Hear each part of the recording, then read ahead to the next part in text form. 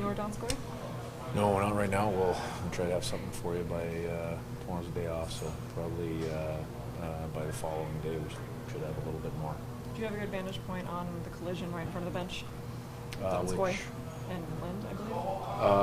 I did. I mean, there was probably, I think there was one of their players involved, and or two players. And I saw it live, but I haven't had a chance to go back and look at it. No. It's kind of an awkward, unfortunate accident. Yeah, I mean it's just it's traffic, and that play happens in hockey.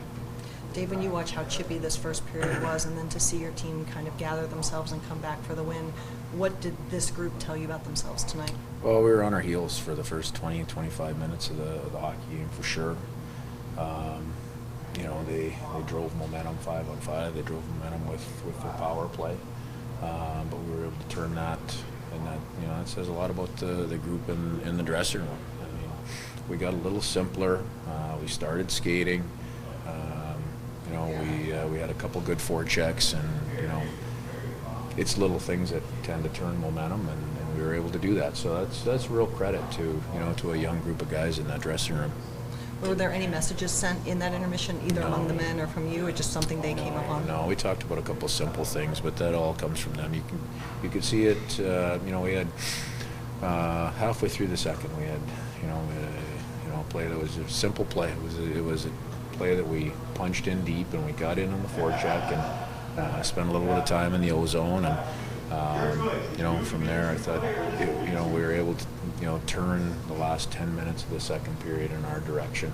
We didn't dominate the period, but we got going, we got skating, we got playing, we were physical, we had a little bit of passion and fun to our game. Given the group that you had out there and the group that they had out there, was there anybody that really stood out to you or that you noticed on the ice from your team?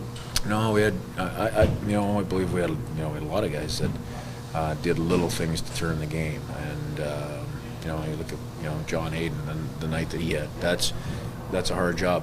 He ended up in two scraps, fittingly, and maybe a little poetic justice. He scores the game tying goal, so that's big. I look at the PKs in the third period, the guys that are on the kill, Jonesy and net. Just kind of calming things down and getting us through a tough spot. That's really important.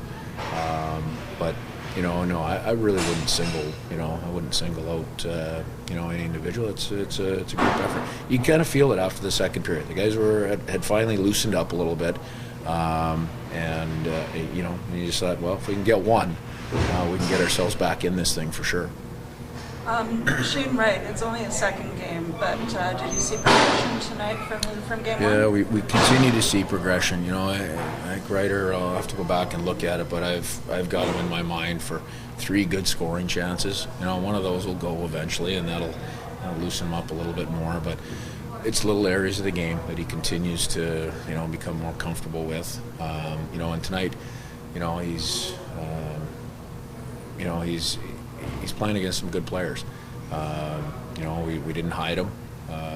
He was out there in the D zone and in the offensive zone against whoever was up next. So those are real good experiences, and really, a big part of that is, as guys competing for a spot on the roster is, going through that experience and just, seeing the reaction and the confidence in going back out next shift. Good. Thanks, Dave.